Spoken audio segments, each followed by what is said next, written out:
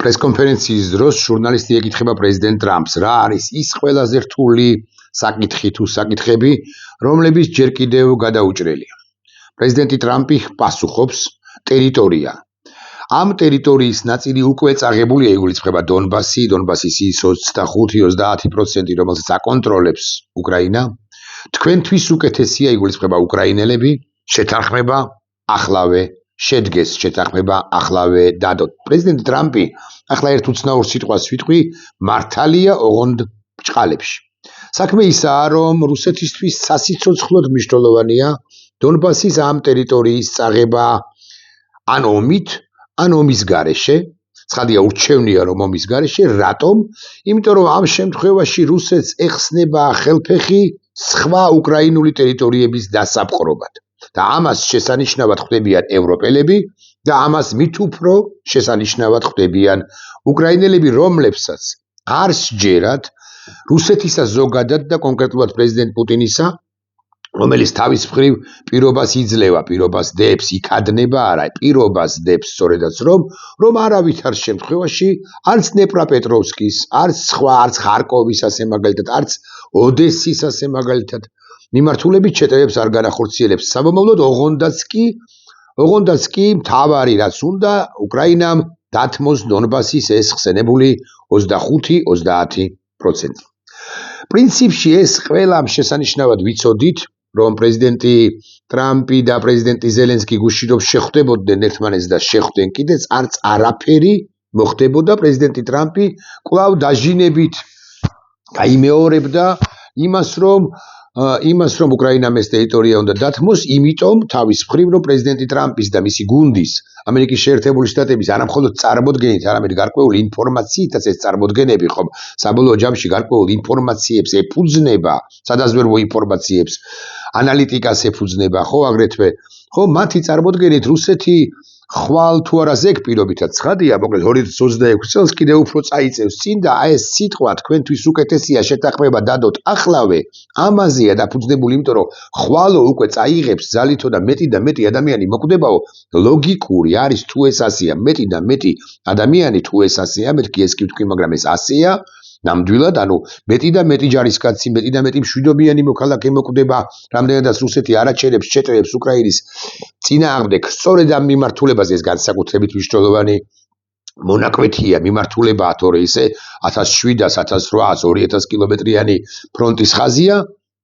პრინციპში ამ თვალსაზრისით თუ იმჟელებს პრეზიდენტი ტრამპი მართალია, მაგრამ განა მართალი არ არის უკრაინა, რომელიც ამბობს, რომ მე მესმისო, რომ ესოდენ ძვირფასს ვიხდი ამ ტერიტორიის დაცვაში, ამდენი და ამდენი ჯარისკაცი კვდება, ასე და ასე მოიწევს, განა არა, მართლა მოიწევს, მართლა მიიწევს წინ რუსეთი, მაგრამ მე რომ ეს დავთმო, მით უფრო ნებით რომ დავთმო ეს ყველაფერი, ეს ტერიტორია, ამ შემთხვევაში განა ვინ მაძლევს მე გარანტიას იმისა, რომ რუსეთი არ შეუტევს, გავიმეორებ კვლავ, არ შეუტევს დნეპროპეტროვსკს, არ შეუტევს ხარკოვს, არ შეუტევს უკვე დასავლეთით, მერქი ასე ვიტყვი, ოდესის ოლქს, მით უფრო, რომ ოდესასა და ოდესის ოლქს, მით უფრო რომ რუსეთის ცალკეულ პირებს უშაკავს და არა მხოლოდ უფრო იდეოლოგებს, წასცდებათ ხოლმე არც თუ იშვიათად სიტყვა, რომ ჩვენ როცა ვლაპარაკობთ მალორასიაზე, მალორასია ეს არ გულისხმობს მხოლოდ და მხოლოდ იმ ოკუპირებულ 5 რეგიონს, 3 რეგიონს, დონბასს, ანუ დონეცკს, ლუჰანსკს, ხერსონს, ზაპოროჟიეს 4-ს და ყირიმს. ეს იქნება და უფრო დიდ ტერიტორიასაც კი გულისხმობსო, მოიცავსო, მათ შორის ოდესას და შავ ზღვაზე გასასვლელი პრაქტიკულად უნდა მოუსპოს ამის შედეგად, თუ ეს ამას მიაღწია, რუსეთმა უნდა რომ მოუსპოს, შეუზღუდოს უკრაინას, ამის შემდეგ ხელფეხი ეხსნება მას მოლდოვის დასაპყრობადაც, ასე რომ ასე მარტივი არ არის, ევროპელებიც ასე იოლად ვერ შეეგუებიან იმას, რომ რუსეთმა ყველაფერს მიაღწიოს. კვლავ ვიმეორებ, ტრამპი მართალია, მაგრამ მოდი მაინც ჩავსვათ ეს სიტყვა თქვენის ნებართვით ბრჭყალებში. შევთანხმდით, რომ ჩვენი გუნდები მომავალ კვირას შეხვდებიან ყველა განხილული საკითხის საბოლოოდ შესათანხმებლად, უაღრესად დიპლომატიურად აცხადებს პრეზიდენტი ზელენსკი, თუმცა დარწმუნებული ვარ, გულის სიღრმეში ხვდება იმას, რომ არანაირი აზრი არა შეხვედრა უნდა შედგეს, რასაკვირველია და ეს შეხვედრები, გაუთავებელი შეხვედრები უნდა გაგრძელდეს თუნდაც იმიტომ, რომ ამერიკის შეერთებულ შტატებს უკრაინამ მოაჩვენოს, ასე უნდა ვთქვა თქვენის ნებართვით, რომ ის მზად არის მშვიდობისათვის და მზად არის მშვიდობისათვის, მაგრამ არანაირი აზრი თუნდაც მომავალ კვირას რომ შეხვდნენ მხარეები, ანუ უკრაინული და ამერიკული მხარეები ერთმანეთს შეერთებულ შტატებში თუ ევროპაში თუ უკრაინაში, პრინციპში არ აქვს, იმიტომ რომ რა დოკუმენტიც არ უნდა გაუგზავნო პრეზიდენტ პუტინს, რომელსაც პრეზიდენტი ტრამპი სხვადასხვა ელაპარაკება მანამდეც, ვიდრე ზელენსკისთან შეხვედრამდე და შემდეგაც ზელენსკისთან შეხვედრის შემდეგ, რა დოკუმენტიც არ უნდა გააგზავნო კრემლში, პრეზიდენტი პუტინი არ მიიღებს იმ დოკუმენტს მანამ სანამ არ იქნება ჩაწერილი, რომ დონბასი გადაეცემა, გადაეცემა რუსეთს. ასევე პრეზიდენტ ტრამპთან შევთანხმდით, რომ ის იანვარში ვაშინგტონში უკრაინელ და ევროპელ ლიდერებს უმასპინძლებს უკრაინა მზად არის მშვიდობისათვის. ესეც პრეზიდენტ ზელენსკის სიტყვებია, ესეც სწორი განცხადებაა და განსაკუთრებით ხაზგასასმელი რასაკვირველია არის ის, რომ ევროპელი ლიდერებიც იქნებიან პრეზიდენტ ზელენსკისთან ერთად იანვრის თვეში ვაშინგტონში, ან სხვაგან შეერთებულ შტატებში, ესე ვთქვა თქვენის ნებართვით, იმიტომ რომ შეიძლება სულაც არ შედგეს ის შეხვედრაც, სწორედაც რომ ვაშინგტონში თეთრ სახლში შესაძლოა მარალაგოში უმასპინძლოს მსოფლიო ლიდერებს პრეზიდენტმა ტრამპმა და პრეზიდენტი ზელენსკის აქვს ეს იმედი, ეს მოლოდინი, რომ რაღაცი თავად ვერ არწმუნებს პრეზიდენტ ტრამპს, ამიტომ იქნება და დაარწმუნონ პრეზიდენტი ტრამპი ევროპელმა პარტნიორებმა, მეთქი ასე ვიტყვი, მაგრამ ეს ფლად ასე არ არის, ყოველ შემთხვევაში გაციებული რომ არის ურთიერთობა ევროპასა და შეერთებულ შტატებს შორის, ეს ფაქტია. ამოვკიდოთ ამაზე საჯაროდ ღიად ლაპარაკობენ თუ არა, მათ შორის პრეზიდენტ ტრამპის უახლოესი მოკავშირეები და მეგობრები, მოდი ასე ვიტყვი, ევროპის კონტინენტზე, ეს არის ალბათ ფინეთის სტუბი და ეს არის ალბათ იტალიის პრემიერ-მინისტრი ჯორჯა მელონი. კიდევ რა არის მნიშვნელოვანი, ჩვენ განვიხილეთ სამშვიდობო ჩარჩო გეგმის ყველა ასპექტი და მივახციეთ მნიშვნელოვან შედეგებს, ასევე განვიხილეთ შემდგომი მოქმედებების თანმიმდევრობა. ძალიან საინტერესო, აბა ეს პრეზიდენტ ზელენსკის სიტყვებია, ძალიან საინტერესოა სხვა რამ. 90 მილიარდი ევროს სესხი, ეს არის დაახლოებით 105 მილიარდი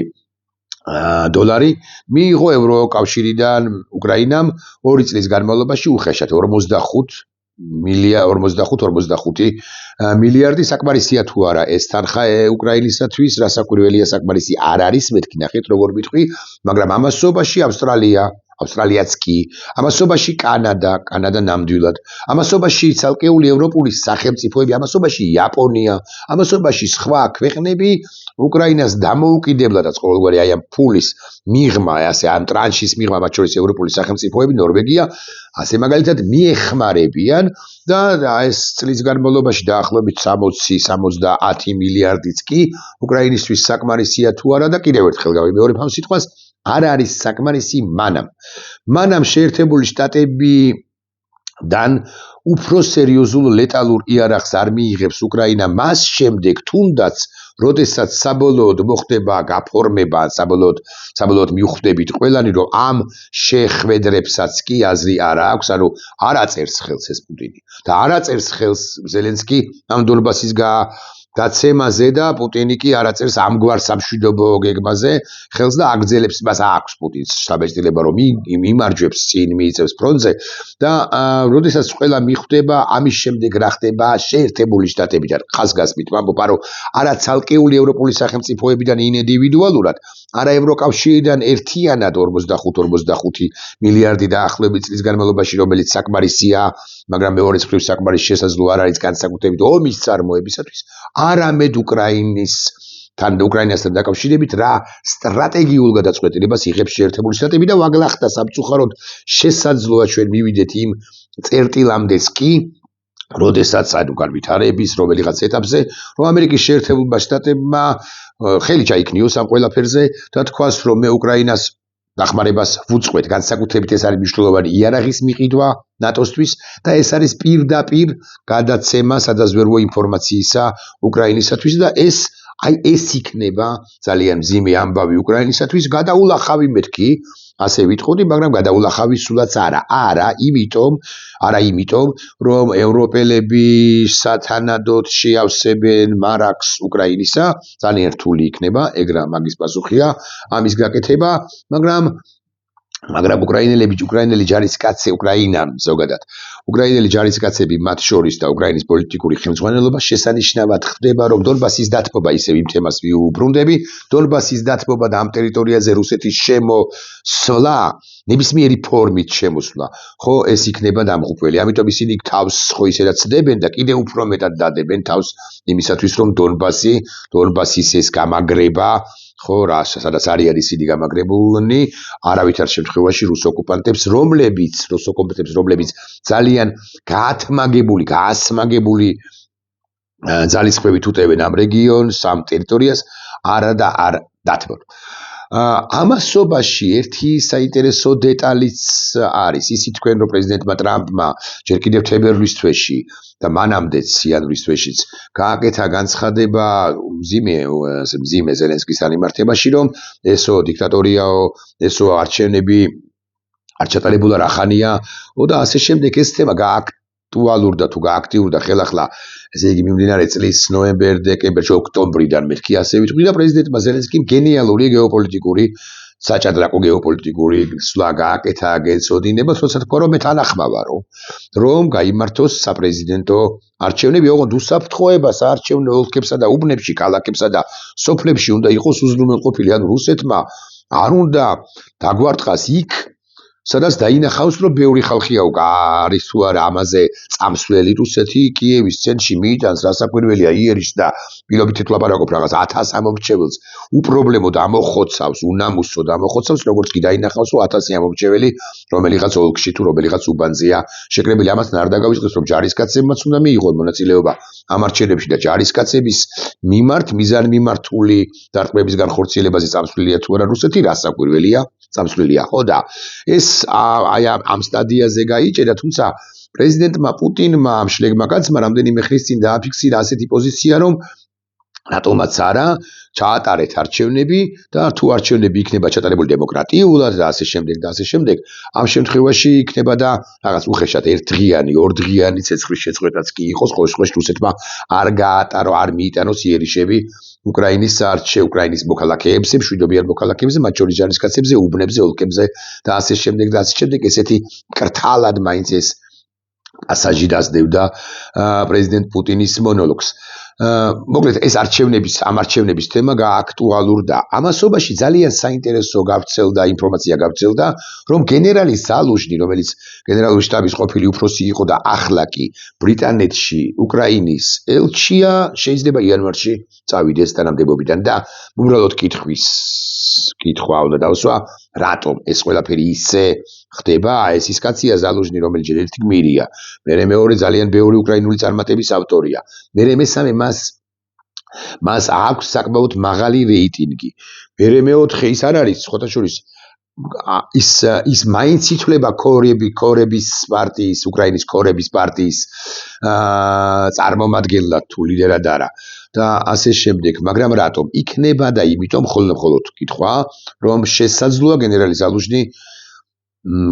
გენერალმა ზალუჟნიმ გადაწყვიტა არჩევნებში მონაწილეობა, თუ ეს არჩევნები როგორც ასეთი შედგება და მე გეტყვით იმასაც, ჩემს აზრებას გაგიზიარებ, ცხადია, რომ იმ შემთხვევაში თუ გენერალი ზალუჟნი, ან იმ შემთხვევაში თუ გენერალი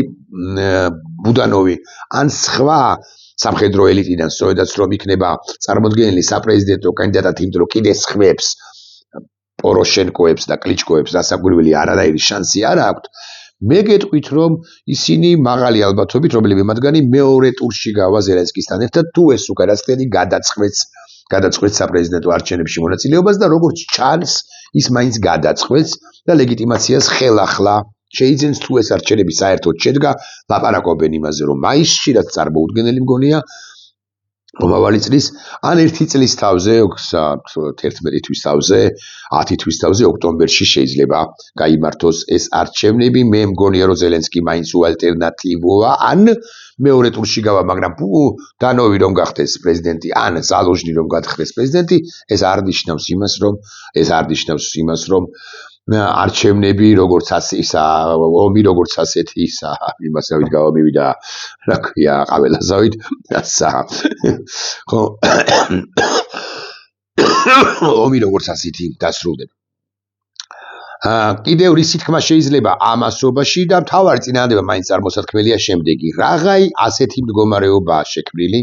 და როგორც მოსალოდნელი იყო ზელენსკი ტრამპთან შეხვედრა პრინციპში მაინც უშედეგოდ დასრულდა, ომი უკრაინაში გაგრძელდება. ახლა მე სიამოვნებით გავხსნიდი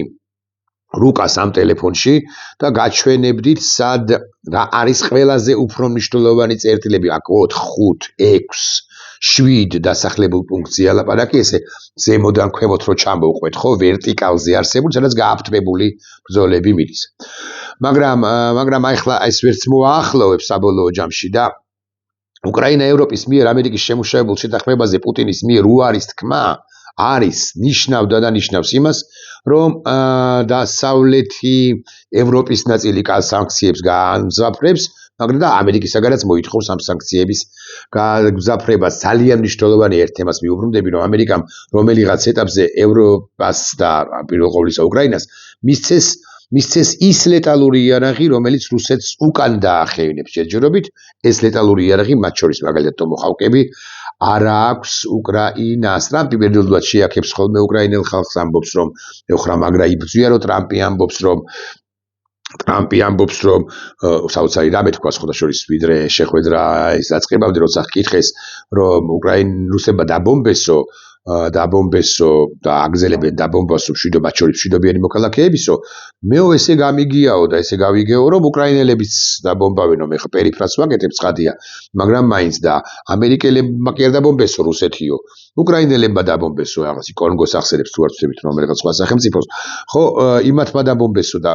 იმათმა კი არ დაბომბესო, უკრაინელებმა დაბომბესო და ეს პრინციპში ესეთი ჩემი აზრით მაინც ღირებულებითი პრობლემაა. უკრაინა თავს იცავს და უკრაინა თავს არ ესხმის, ხოლო რუსეთი სხვა ტერიტორიის აღებას ცდილობს. მე გეტყვით ბარებ კიდევ რატოა პრობლემა, რატო არის პრობლემა ეს დონბასის დათმობა, იმ შემთხვევაშიც კი თუ უკვე შემდგომ რუსეთი მართლაც რაც წარმოუდგენელი არმიიდან იერიშს არც არავის. მე გეტყვით რატომ? იმიტომ რომ ეს ნიშნავს რომ საზღვრები როგორც ასეთი იცვლება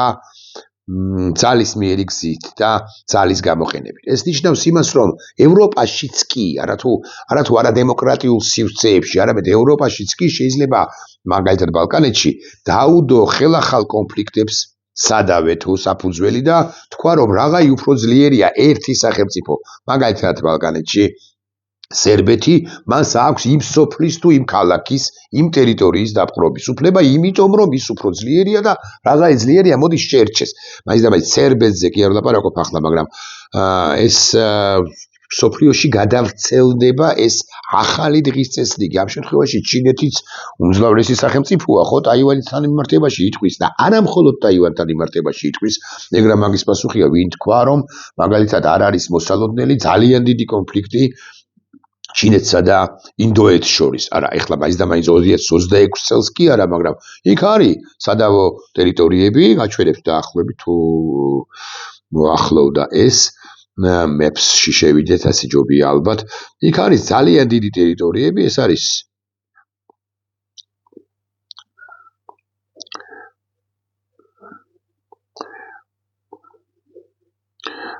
დავსერჩ რომ უფრო კარგად იყოს თქვენთვის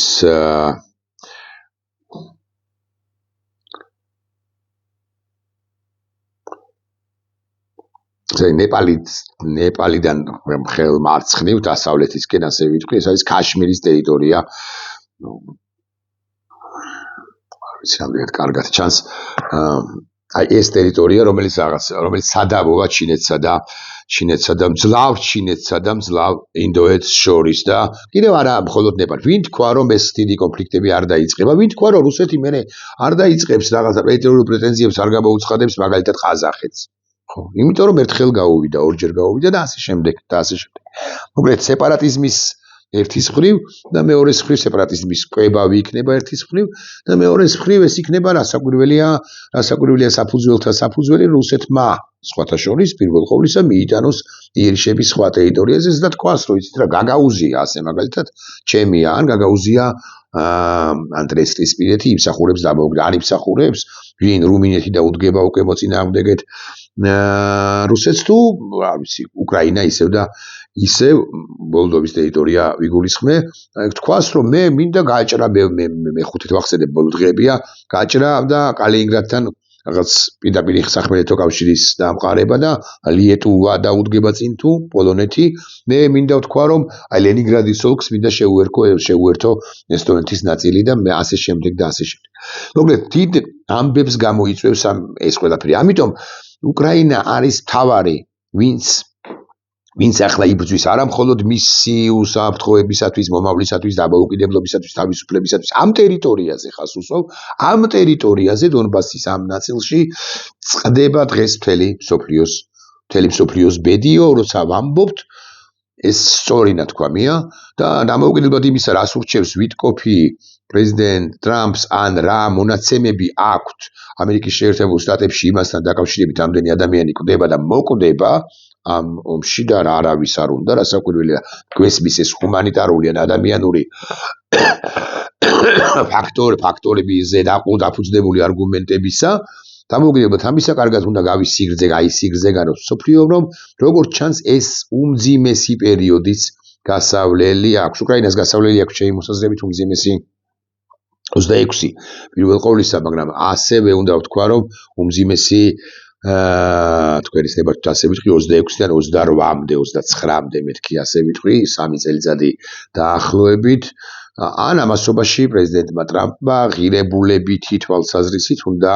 შეცვალოს მიდგომები და უკრაინა უნდა მოამარაგოს და კიდევ ერთხელ მოამარაგოს, რომ უკრაინა არა თუ მოიგერიოს, არამედ იქით დაიწყოს შეტევები რუსეთის მიმართულებით და პრობლემები უშუალოდ რუსეთს შეუქმნას. ეს მნიშვნელოვანია, იმას ვამბობდი და ბარემ დავამთავრებ, ან უფრო კარგად ჩამოვაყალიბებ აზრს იმის თაობაზე, რომ პრეზიდენტმა ტრამპმა თქვა, რომ უკრაინაც უტევსო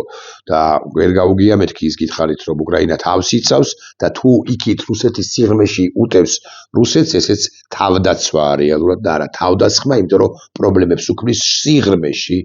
სიღრმეში რუსეთს, რომ თავის მხრივ რუსეთი დასუსტდეს ზურგში მეთქი ასე ვიტყვი. ხო, მოკლედ ამბავი ეს არის, კიდევ რისი გახსენება შეიძლება თქვენის ნებართვით გადავხედავ, ამოწერილი მქონდა და თუ მაინც და მაინც ამე ხო არ გამოფრჩა.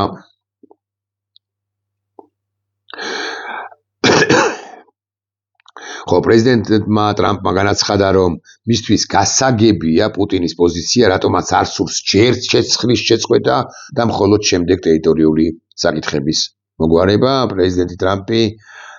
ხვდება, კი არა იცის უკვე, რომ პუტინი ცეცხლის შეწყვეტაზე არ წავა და უნდა რომ მას დაუკანონონ, ანუ რუსეთს დაუკანონონ მის მიერ ოკუპირებული ტერიტორიები, აღიარებას და მთავარი ასევე ეს მნიშვნელოვანი ფაქტორია, უკვე ამის შემდეგ პუტინს აქვს ჩანაფიქრი დეიზოლაციისა, დესანქცირებისა, მერე უნდა ამ კგბ-შნიკ კაცს რომ მოსთხოვოს დასავლეთს მთლიანად და კონკრეტულად შეერთებულ შტატებს, რომ სანქციები მომიხსენით, სანქციები განსაკუთრებით მნიშვნელოვან სტრატეგიულ პროდუქციაზე, სტრატეგიულ ნედლეონზე, სტრატეგიული მნიშვნელობის სანქციები, რაც არის იმათი მოთხოვნას ექნება ცხადია პრეზიდენტ პუტინს და ასე შემდეგ. ხო, ეს არის მოკლედ ისი თქმაც მინდა